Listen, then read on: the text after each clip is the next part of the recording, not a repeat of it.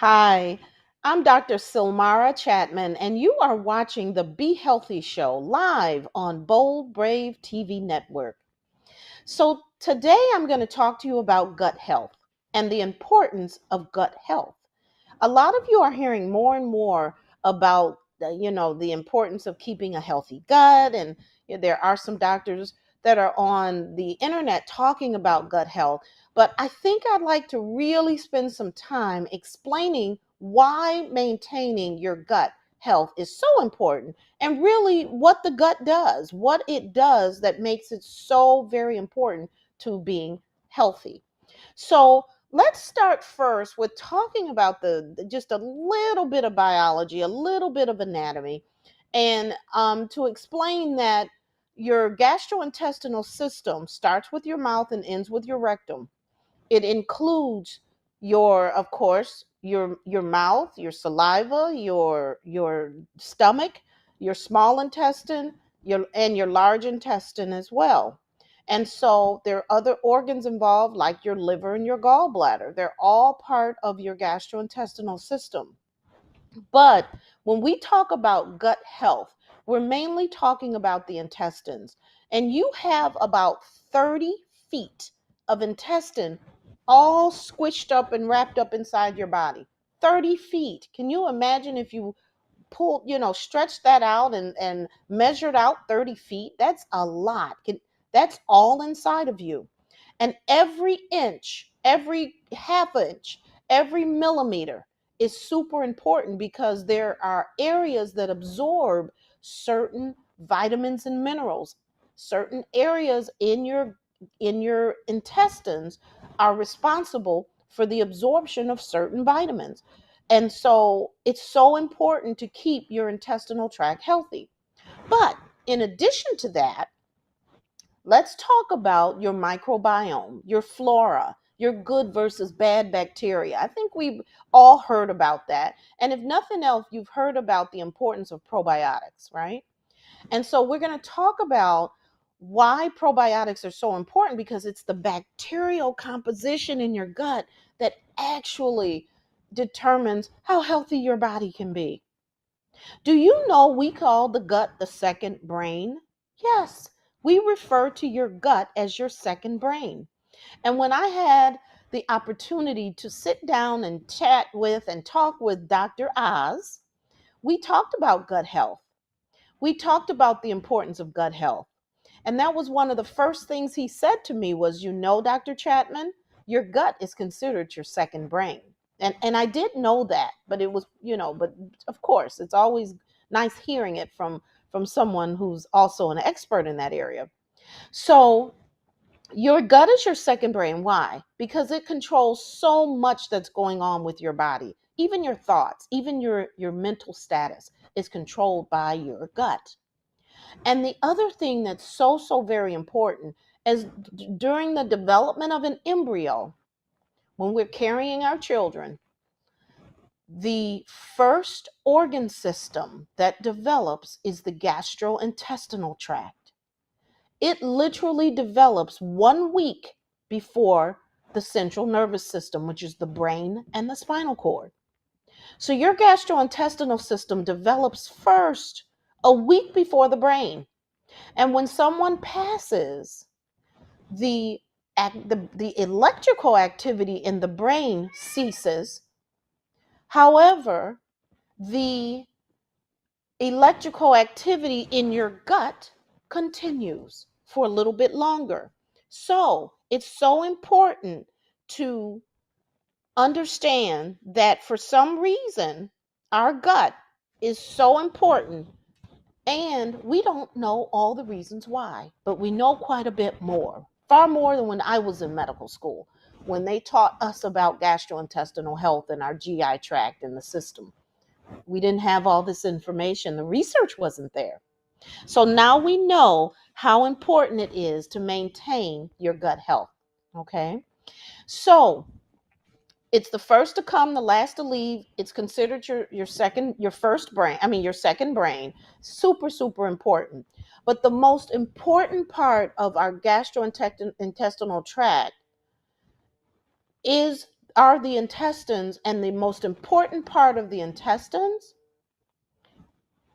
is the bacterial composition.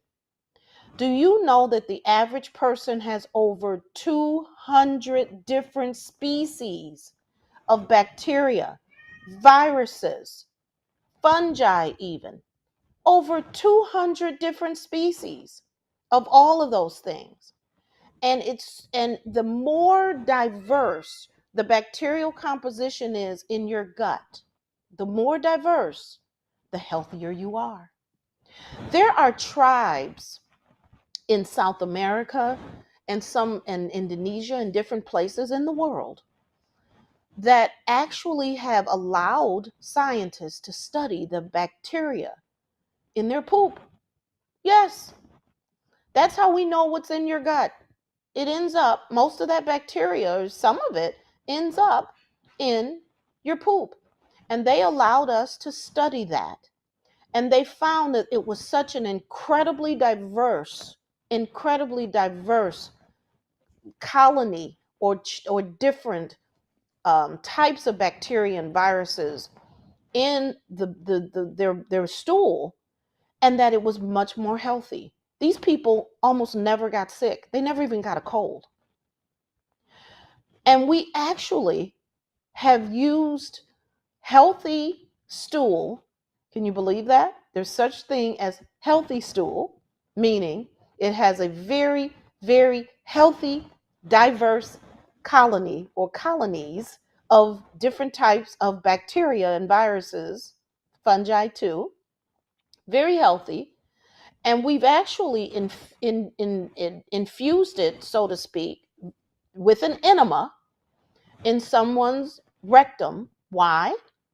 Because if they had an infection in their intestines that we just could not get rid of, and we used antibiotics after antibiotic, and they're in the hospital and they stay sick, and their colitis just will not improve,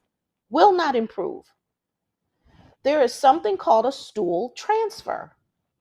And they will actually do an enema with healthy stool into your intestines, and lo and behold, the colonies start to multiply and those patients get better. Absolutely, it is a treatment that we do today. It is done in all the major hospitals here in Michigan. Yes, our largest, most well-known hospitals are doing that, and it is absolutely accepted. Stool transfers. So that tells you right there that it's so important to understand that the bacterial composition in your stool can save your life, and it is actually controlling your health. So let's talk about that. What do I mean by controlling your health? It controls how healthy your immune system is.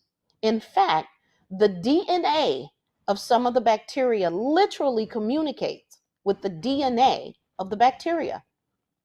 The DNA of your immune system cells. The DNA of the bacteria in your gut literally communicates with the DNA in your immune system, your white blood cells, your immune system cells. They communicate, sending signals, warnings, letting your immune system know what's happening in the gut. Okay? So it literally controls how healthy your immune system is. It also controls your mental health, your bacterial composition, your gut health. So I will refer to it from now on as your gut health, because now you understand what I mean by that. Your gut health directly impacts your mental health, directly. And we find that in children that are admitted for mental health problems, many, many, many times, they also have gut health issues. Many, many, many times, they have a lot of problems with constipation. Yes. And when we deal with the issues with the gut, when we help those kids start having normal bowel movements, it helps their mental health as well. No, no, no. I'm not saying it's reversing or curing anything. But does it help? Is it a major part of the improvement and the recovery? Yes. So mental health is very, very much controlled by that. Also, you have a protein. Actually, it's one of your hormones called serotonin. Serotonin is considered your happy hormone. That's what Dr. Oz called it when we had our talk. So when I was sitting with him, he said, "You know that your happy hormone depends on your gut." And I said, "I did. I knew that." And why did he say that? Because serotonin, which is your body's natural antidepressant, it is one of your endorphins. It is one of the hormones that when you exercise, you feel good because serotonin levels increase and is released into your bloodstream. Yes, I'm talking about the same hormone, serotonin, the same chemical that's treated when someone has depression and they put them on antidepressants, because the most popular classes of antidepressant medication depends on serotonin. The SSRIs, SNRIs are two different classes of antidepressants, and one of those S's means serotonin. Okay? So, why is serotonin so important when it comes to your gut? Because 95 to 98% of your body's happy hormone, the hormone that works primarily in the brain, the hormone that your body depends on to help prevent depression, anxiety, moodiness, mood swings, low motivation, low libido, etc. That hormone, serotonin, 95 to 98% of it is made in the gut. It comes from the bacteria in your gut. It's synthesized from a protein called tryptophan in the gut, in the bacteria, and then it's finished off in the cells of the gut wall. And then it is either released or signals the brain for happiness. So Dr. Oz said it right. He said, your happiness is in your gut. And it absolutely is. It depends on a healthy gut. So when I work with my ladies that have depression, when they come to me because they're so moody or irritable and they can't stand it, and they're driving their families crazy and they know they need some help, and they know that their medicines that they take, if they are on anything, just isn't helping amongst all the other issues that they're concerned about with their health, one of the first areas I have to deal with for them to help them get better is their gut health. We have a lady that came to me a couple years ago. She was on 3 different antidepressants. 3. We got her down to 1. How? Just by dealing with her gut health. There's a research scientist out of Cambridge University in Europe who did a research study on depression. He was on one of the morning talk shows, Good Morning America, Today Show. I can't remember which one, but I saw him myself on one of those shows. And I listened to him because he was talking about depression and gut health. And he found that he could get a third of everyone off their antidepressants just dealing with their depression. Dealing with their gut health. A third just by dealing with their gut health. So we were able to get this one lady from 3 to 1 antidepressants. That's a huge win, a huge win. So when we come back, I'm going to spend a little bit more time talking about the areas that are influenced directly or indirectly by our gut health, because our gut is everything. This is Dr. Silara Chapman, and you've been watching the Be Healthy Show live on Bold Brave TV Network. See you in the next segment. Hi, welcome back. I'm Dr. Silara Chapman, and you are watching the Be Healthy Show. We are live on Bold Brave TV Network. So, in the last segment, I talked about your mental health and your gut. So, again, your gut health influences either directly or indirectly your mental health. So very important, because the natural antidepressant serotonin that your body needs to prevent depression, anxiety, moodiness, mood swings, different things like that, different issues like that. That particular that particular natural hormone is made in the bacteria in your gut. So it's so very important to have a healthy microbiome or gut flora.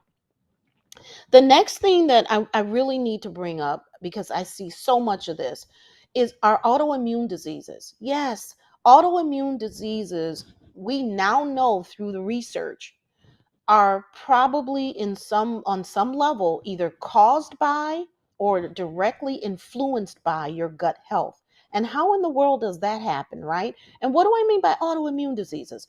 Lupus, sarcoid, rheumatoid arthritis, psoriatic arthritis, multiple sclerosis, Raynaud's disease, fibromyalgia, thyroid diseases. I mean, there are so many, there are over 100 different autoimmune diseases, polymyositis, dermatomyositis. I mean, there are so many different ones. When I went to medical school, when I trained, when I first started practicing, there may have been 20 at the most. We didn't have that many, but we didn't know why they were developing. We had no idea what the etiology or the cause was.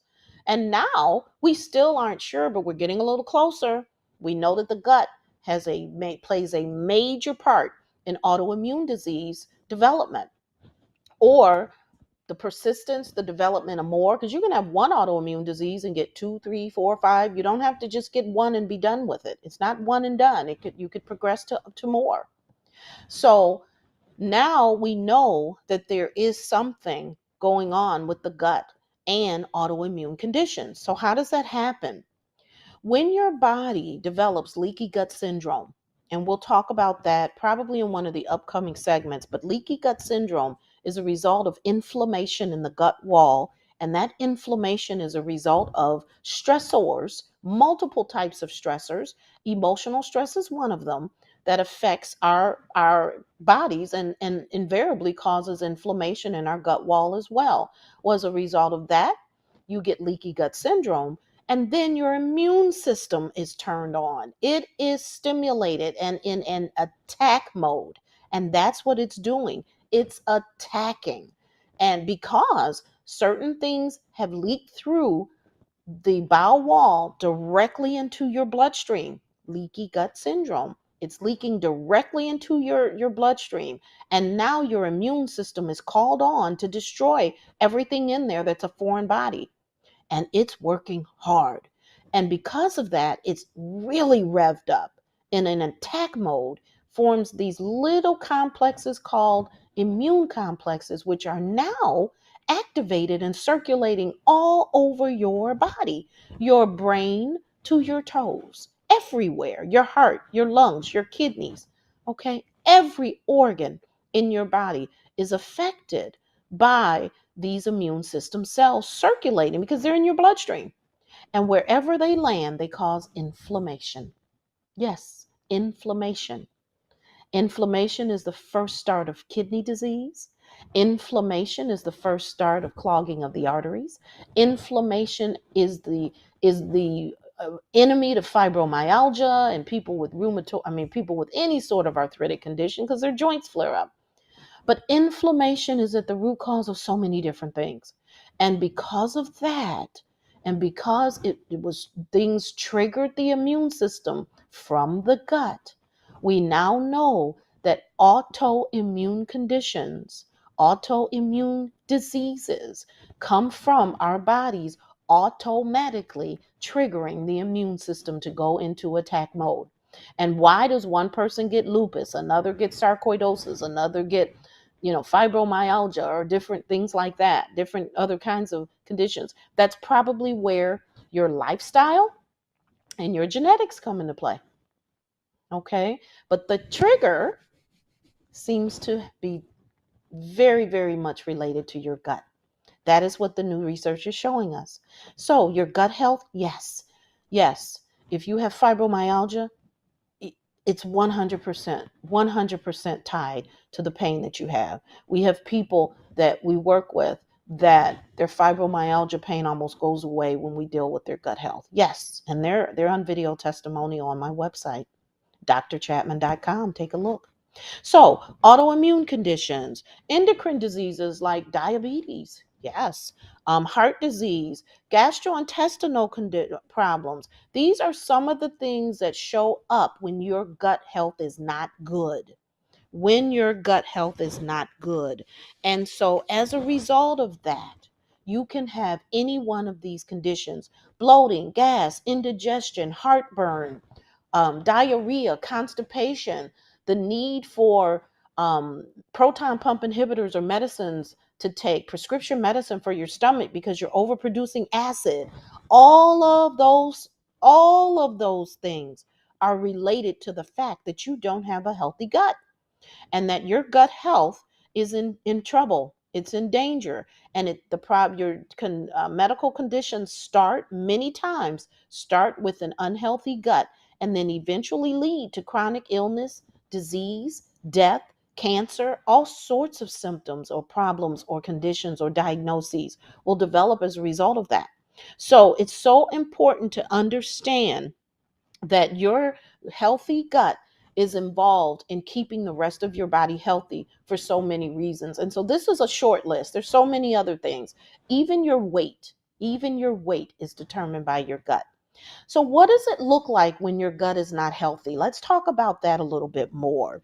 Um, what does it look like? Again, bloating, gas, indigestion, problem sleeping, rashes, problems with brain fog, fatigue. I mean, the list goes on and on. Joint pain, headaches, migraines. These are signs and symptoms that your gut health may not be healthy, may not be as good as it should be. So what are the reasons? What are some of the things that could possibly be doing to make your gut health worse? What are they? Well, um, not having enough sleep, that makes the gut worse.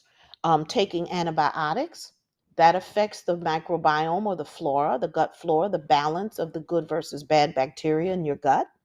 So chronically taking too many antibiotics, not getting enough sleep, a poor diet is very, very much involved in that. So if you don't eat as well, if you have a high fat, low fiber diet, which we call the American diet, I mean, the food tastes really good, but it's so high in fat and low in fiber many times. It's fried, it's greasy, it's unhealthy, it's been um, process. There's so many different things that can actually lead to poor gut health. And as a result of that, you can see other symptoms that develop. And that's what I've been talking about. So, what are some of the other things that we sometimes see when we're dealing with our gut health that's a real problem for us? I want to talk about your weight. I want to spend a lot of time, and more time even maybe in the next segment, just talking about your weight, because when you don't have a good, healthy gut balance, you can have weight gain. So many times, my ladies will come to me and they're concerned about why they can't lose weight, what's going on with them, why every time they try a different type of weight loss program, they can't seem to lose the weight, and all their efforts go almost unnoticed on the scale.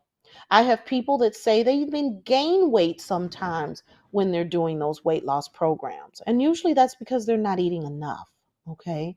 However, it's so important to understand that the control of your weight is also wrapped up in your gut health.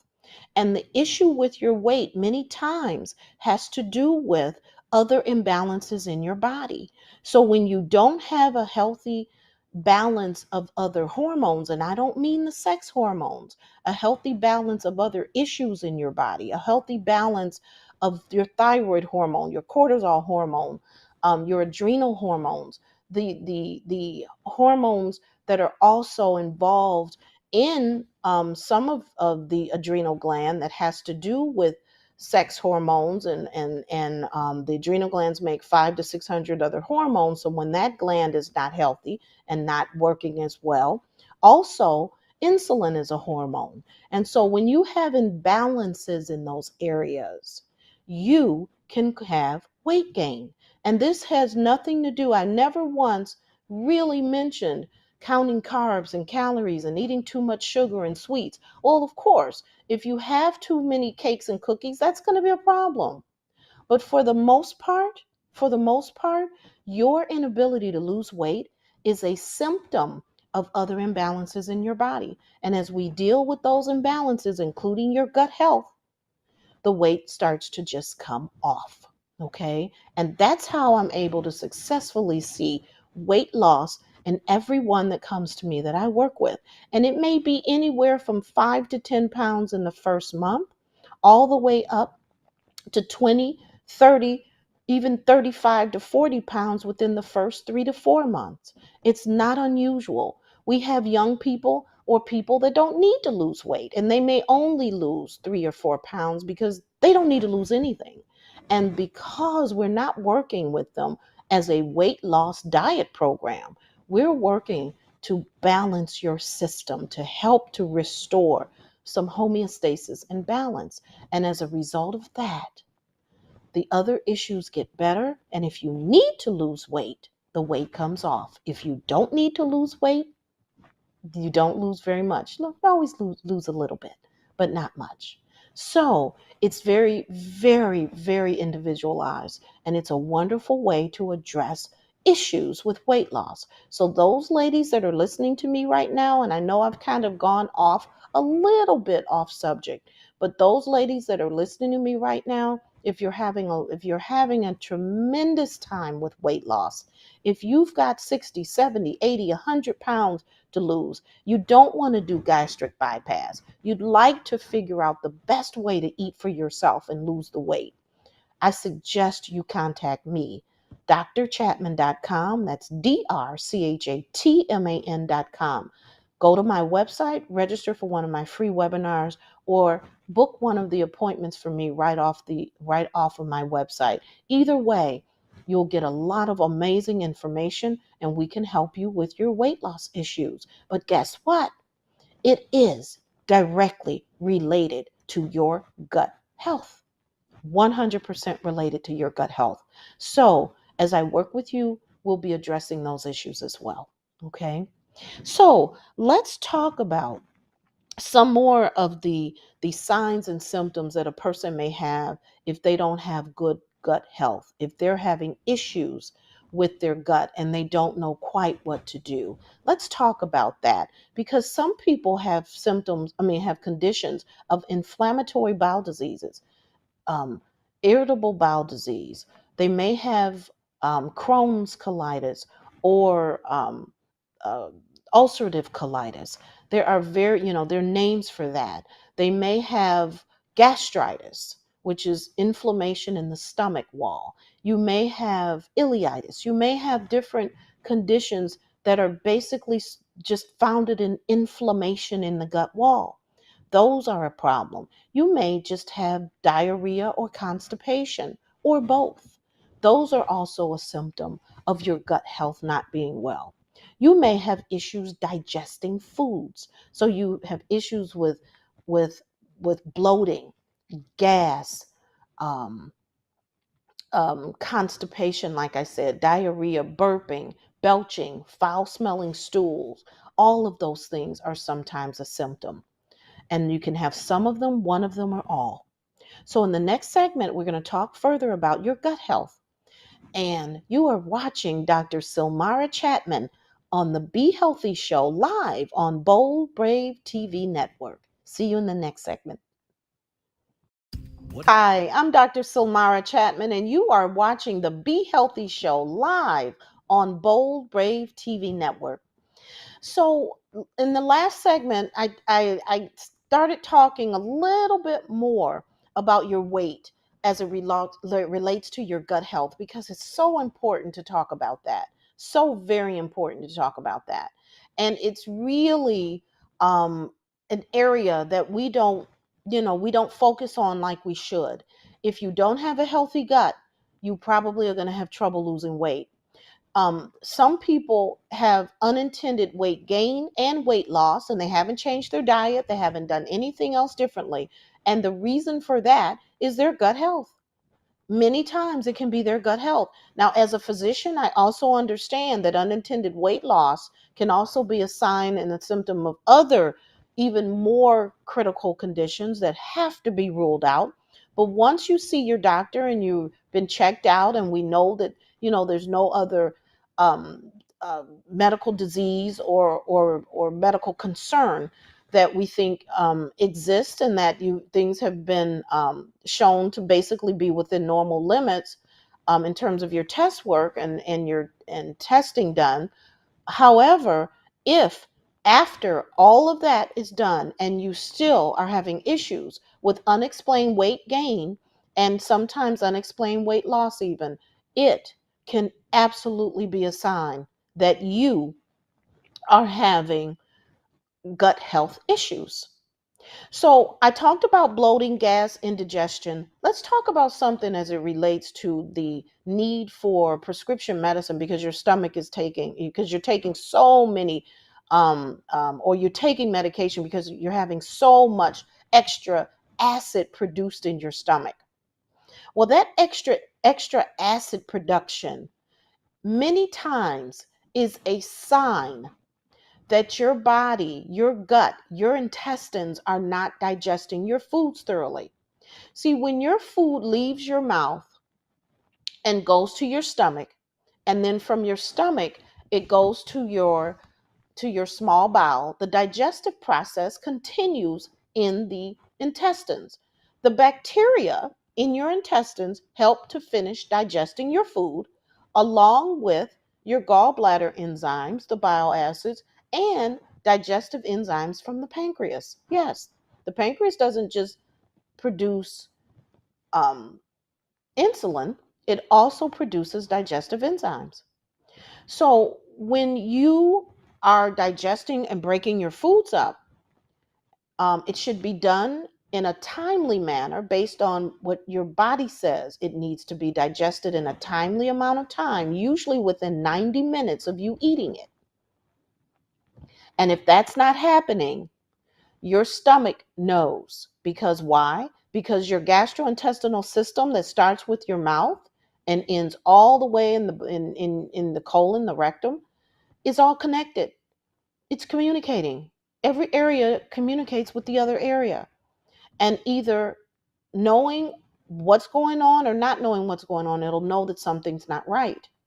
So when you're not digesting your foods after it leaves your stomach and the stomach acid works on it and goes into the small bowel, if this food is sitting a little too long, your stomach says, I need to help. I need to help out. I'm going to overproduce acid. I'm going to make extra acid. It's trying to help you digest by overcompensating and producing more stomach acid. But that acid in your stomach can't leave the stomach and go to your small bowel. It'll burn a hole. It's hydrochloric acid, real acid. So as a result of that, it just stays in your stomach. And the very, very, very special mucus cells or cells in your stomach that produce a special film of mucus to protect your stomach lining from that acid eventually will wear away and you develop an ulcer. But the acid must stay in your stomach, and that's why you feel heartburn, you feel indigestion, and you feel that the food may be trying to come back up. You can just feel it or hear it gurgling around in your stomach. And that's because your stomach is actually doing a wonderful thing by trying to help you digest in the intestines, except the acid in the stomach can't leave the stomach. So what happens? You go to the doctor, you get diagnosed, you have gastritis, which is inflammation in the stomach wall lining because of all that acid. You have other diagnoses. You may have GERD, you may have a hiatal hernia, but nonetheless, you're overproducing acid. And as a result of that, the doctor generally will give you a prescription. And it's a good prescription. You shouldn't take it forever. I will tell you that. It's not meant to be taken forever. But you will be on a prescription for at least 3 to 6 months to help reduce the production of the extra acid in your stomach. But what do? I recognize that the diagnosis is made. I diagnose that all the time myself. However, however, the best treatment is to go after the underlying reason, which is the extra acid. Let's deal with why you're not digesting. Let's deal with why the food is sitting there too long and you can feel it sitting, decaying, not moving, not having bowel movements like you should. All of that upsets your whole gastrointestinal system, and your entire gut health is disturbed by that. It's disturbed. You don't have a good, healthy balance of the bacteria. You're not digesting. The food is sitting too long, so it's decaying when it should be moving through. Now you have rotting food particles in your gut. The food causes bloating, indigestion, gas. You can tell, you can smell it. You know something's wrong, and something is wrong. And when that goes on for a long period of time, you eventually will develop other health issues. That is why your gut health is so important, because what happens there can impact all the other aspects of your health, even your mental health. Okay? So, understanding why it's so important to get your gut health in order is so important. I will also tell you that some of the signs and symptoms of poor gut health are rashes. Some people just get rashes, or they'll get, their eczema will flare up. Their eczema flares up. Their psoriasis flares up. They have headaches. Their skin is blotchy and not clear. They may get migraines. I mean, there's so many different things that your gut health can affect. And it's either directly or indirectly. But the symptoms, I mean, it could be poor sleep, poor concentration, brain fog, fatigue. It could be any one of those things. But understanding how important it is to get a handle on your gut health, that's why I'm spending so much time. That's why I'm sounding somewhat redundant sometimes, because we don't get it like we should. And in traditional medicine, as much as I love being a physician, and I am board certified for 27 years in family medicine, it's so very important to understand our gut is the key. Our gut is calling the shots. Our gut is our second brain. It absolutely is telling our bodies what it should and shouldn't do, and what it has to do, and what it needs. So we need to give it what it should have. We need to nourish our intestinal health. We need to make sure it's as improved as it can be. And some of the things that you can start doing, which I'll spend a lot more time discussing in detail in the last segment, but getting enough sleep is so important. Getting enough sleep is super important. Trying your best not to constantly take antibiotics. Now, you need them sometimes. Don't get me wrong now. I've been a physician for a long time. I am not anti-prescription. I do think if someone comes to me and they're hacking up green phlegm and they can barely breathe and they have a fever and it's obvious that they have a serious bacterial infection, I'm giving them an antibiotic. Absolutely. Because short-term use of an antibiotic is a really necessary thing, because it's short-term. That's the key. You're on it for 7 days, most usually 10 days, and then you're done. Sometimes 14 days. But when you're on a chronic antibiotic for a week after week after week after week, therein lies the problem. That's the problem. That's the long-term use of antibiotic that will affect your gut flora. It can destroy that gut flora. So do not leave my show thinking that antibiotics are a bad thing. They are not at all. In fact, I prescribe them when necessary, but it's short term. Short term. That's the key. Short term use of antibiotics can keep you healthy if you need it for a particular specific reason. And then you recover, you're done, you don't need it again, hopefully for a whole another year, you don't get sick. However, It's the long-term use that you have to be very cautious of. And I know that some people are so sick in the hospital, and they need that antibiotic a little bit longer than what we would like, because it is saving their life. But then afterwards, guess what? Focus on your gut health. After you don't need that long-term antibiotic, focus on your gut health. There are some conditions where you need to be on antibiotics for 6 weeks. There are some conditions where you may need to be on antibiotics for longer than that.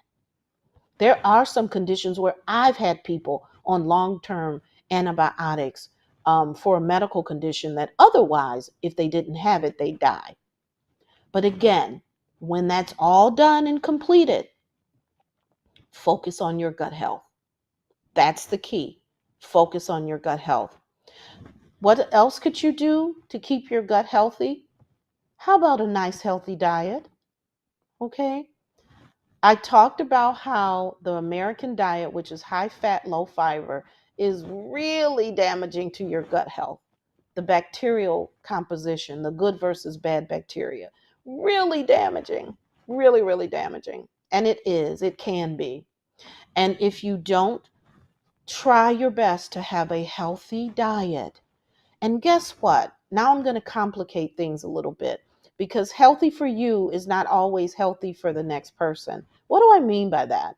Sometimes you can be sensitive to certain vegetables and fruit and meats or proteins and grains that are typically very healthy. You could be sensitive to a particular fruit that is super healthy. And we talk about how healthy it is all the time, or a spice or herb. But if you are sensitive, and I don't mean allergic, you know what you're allergic to. You stay away from foods that you're allergic to for sure. But many people don't know what they're sensitive to. And if you are sensitive to, these are food sensitivities. If you're sensitive to a particular fruit, vegetable, protein, grain, spice, herb, you really need to know. You really need to know, because that particular food is causing your immune system to cause inflammation in your gut wall, leading to leaky gut syndrome. So try your best. Try your best. And how do you know? How do you know what to do? It's so very important to look at my website, drchapman.com. I can give you some additional information. I only have an hour. I can't get into everything in an hour. But in the next segment, we are going to talk about what needs to be done now to keep your gut healthy. What can you do at home, okay, to keep your gut healthy? Some things you can purchase over the counter to keep your gut healthy and to get started right away.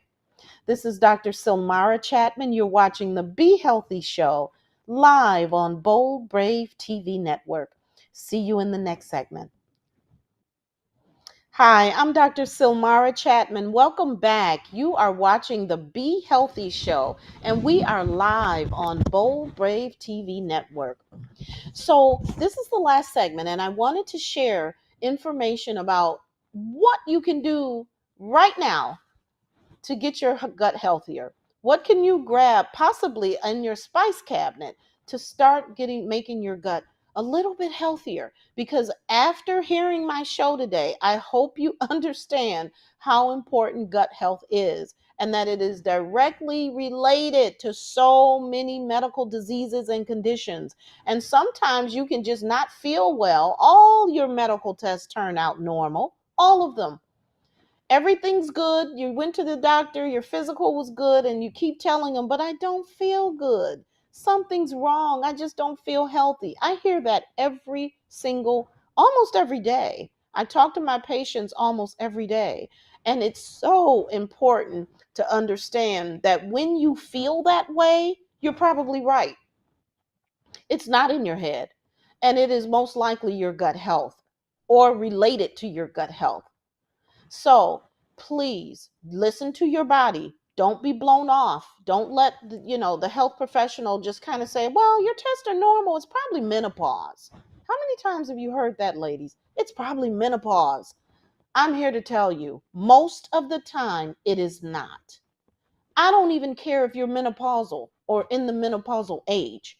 If you know something is just not right, and you just don't feel well, it very, very well is not menopause. It could probably be your gut health. And without your doctor looking at you from a different perspective, which is what I do, and analyzing what else could be going on with your body, it's going to be missed. Because all we do, which is great, I love being a doctor. I've said that several times. I enjoy my profession, but I know that we don't have all the answers, and everyone doesn't fit in the same box, and nothing should be cookie cutter, and there's no one size fit all. And the bell-shaped curve that we use to determine the normal values for blood tests are not always the normal values for everyone. And so, because of that, it's so important to treat the person and not the test result. And what do I mean by that? So, you go, you get your test done, test result is normal, and they're treating the test result because they tell you the test results are normal, so you're fine, go away. Okay, you're fine, it's in your head, or it's just menopause, you have to deal with it. Well, I'm here to tell you that it's not always that. It is not. And do not accept that. If you know in your heart of heart, if you know in your heart of heart that something is wrong, then you keep digging. Keep digging. If you can see me as we're talking, scan the code. I have a QR code on the screen. Scan that. Register for my webinar. If you can't, then Google drchatman.com. That's drchatman.com. That is going to get you to me. I take care of people all over the country. All over the country. I just started working with a couple in Florida. I have patients in Vegas. I have patients all over the country. I've even done consultations for people in Ireland. So this wonderful thing that we love and hate at the same time, called the internet, allows me to take care of you no matter where you are, even send you to local areas to get blood tests done if you need it. So there are no barriers. There are no barriers. Okay. It's I'm available. All you have to do is reach out, and I'm available. So I want you to know, what can you do? What can you do to help yourself? Bone broth, bone broth, bone broth. I can't say it enough. 2 to 3 cups of bone broth a day, at least. Okay. You can buy it off the shelf. You don't have to make it. Just purchase it. Organic bone broth. Doesn't matter which brand it is. Okay. Bay leaves. Bay leaves help with the immune system. Help with your gut health. They help with digestion. Oregano. Oregano helps with digestion. It also helps keep the bacterial flora like it should. Change your diet as best you can. A plant-based diet is really what you want to have. Increase your water intake. 8 to 10 glasses of water a day. 8 to 10 glasses of water a day is the minimal that you should be in getting in. And get yourself a good prebiotic and probiotic. Prebiotics are the good foods that you eat that make probiotics in your body. Probiotics should be at least 10 billion colonies. 10 billion colonies. Okay. That's what you look for. And get my book. My book is now on Amazon. It is called When Traditional Medicine Fails, From Hopeless to Healing. From Hopeless to Healing. Why did I write this book? Because so many ladies came to me completely hopeless, didn't feel that anything was going to help them, and there was help and hope and healing. Okay, so I wrote the book From Hopeless to Healing, When Traditional Medicine Fails. I'm on Amazon. Get a copy of my book. It'll give you so much information about all sorts of medical conditions in your body, the functional medicine approach that we use, herbs and spices that you can grab out of your kitchen to help you feel better, all sorts of ways to heal your body. It's all good, okay? So it's been so much fun talking to you today. I'm always happy to share information. I'm going to have some upcoming guests, in some of the future shows, so that should be a lot of fun. But I'm happy to have you today. You have been watching the Be Healthy Show with Dr. Silara Chapman, and I am live on Bold Brave TV Network. See you next week.